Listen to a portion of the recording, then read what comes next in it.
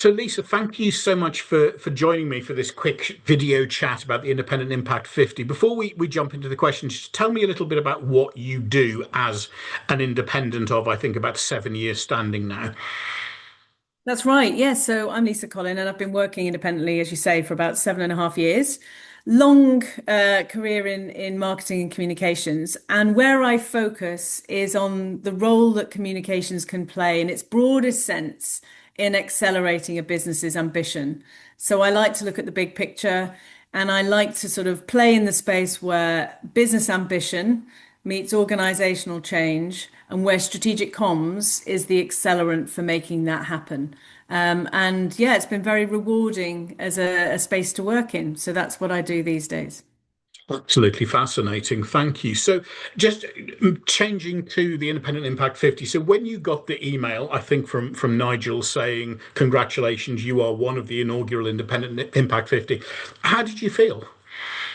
It was really rewarding to be acknowledged. I think when you work independently and you work on your own, you don't have that kind of agency infrastructure and the team around you where you have that continuous feedback loop.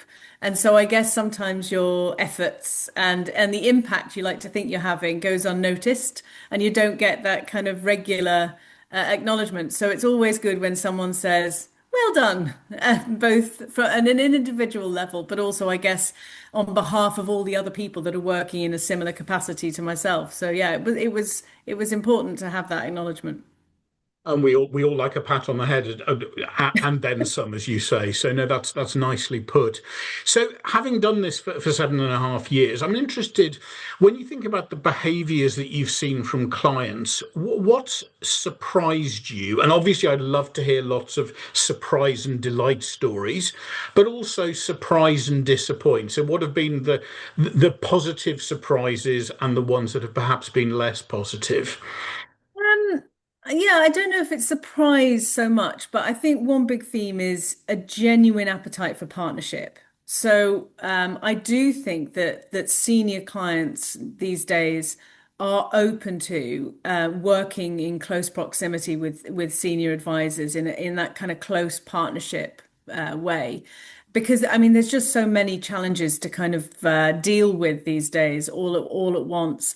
And I think having someone who can actually think proactively on your behalf, who can bring additional stimulus or different ideas to help you crack whatever challenge it is you're facing, there's definitely an appetite for that.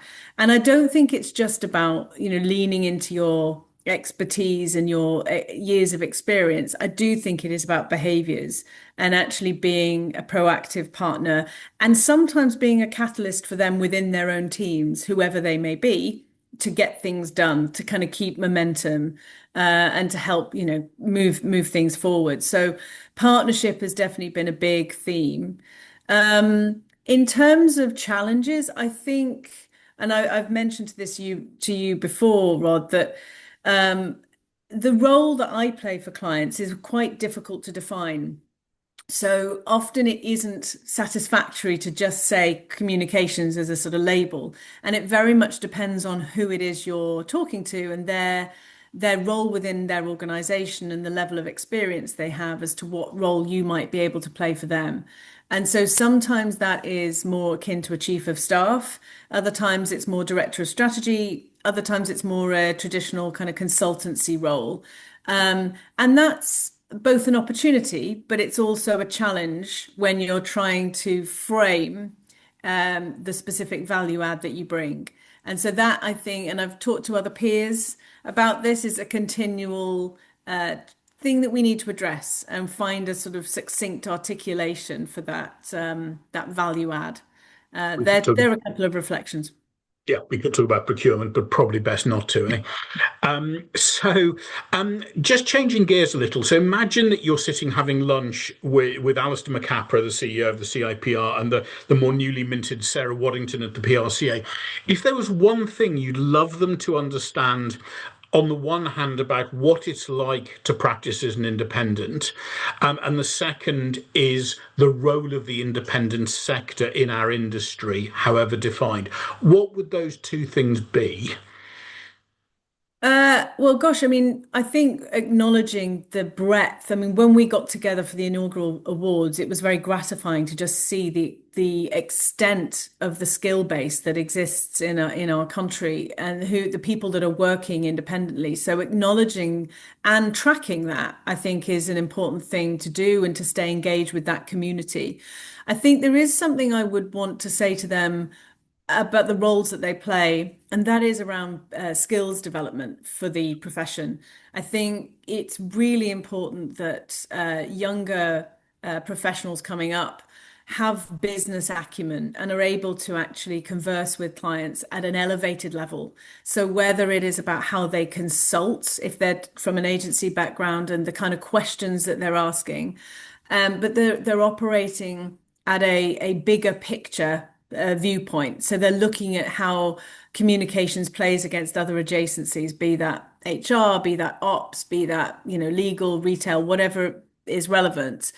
Having that bigger picture perspective and being confident to hold conversations with a different type of client, I think is increasingly important for our profession. And it's something I think needs to be invested in, whichever the organization is or the industry body.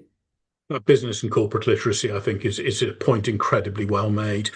So, imagine that you're talking to yourself, the slightly younger version of you, 7.5 years ago, who's weighing up whether to take the leap into independent life.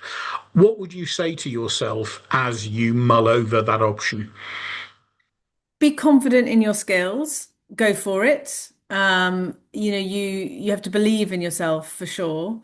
I think it is a hugely valuable experience to ground yourself in working with others earlier on in your career. So I do think it helps to have done that before you take the leap. But if you get to a sufficient point of experience and confidence, then go for it. I think be prepared for the ups and downs. Be prepared for not necessarily having, a constant retained revenue source all the time. It does kind of come and go. But that can be freeing as well. So if you're able to kind of lean into that, then just acknowledge that that's kind of part of it. And then the other thing is network, pipeline, constantly have conversations with people to fuel the kind of work that you want to be doing. And I think as I've got older, the worst that anyone can say is no. So just ask, and you'd be surprised where opportunity comes from. Wonderful advice. And would you still take the leap? Yes, yeah. In some ways, I almost wish I'd done it sooner, Yeah. but at the moment, yeah, it all is good. I think we do it when the time is right and when the world's ready for us, frankly. So, last question looking at the next year, the next 12 months, if you pick two or three adjectives that describe how you feel about the year ahead for your business, what would those words be? I'm going to say optimistic. I'm going to say momentum, and I'm going to say curious. They're my descriptors for the year ahead. Those are very good descriptors. Cautious optimism, I think, is what I'm hearing a lot of from people. Brilliant. Lisa, thank you so much for your time. It's been really good to chat, and I obviously hope you'll throw your hat in for the Independent Impact 50 in the year ahead. Perfect. Thanks so much. It was great. Cheers, Rob. Great to chat. Thank you.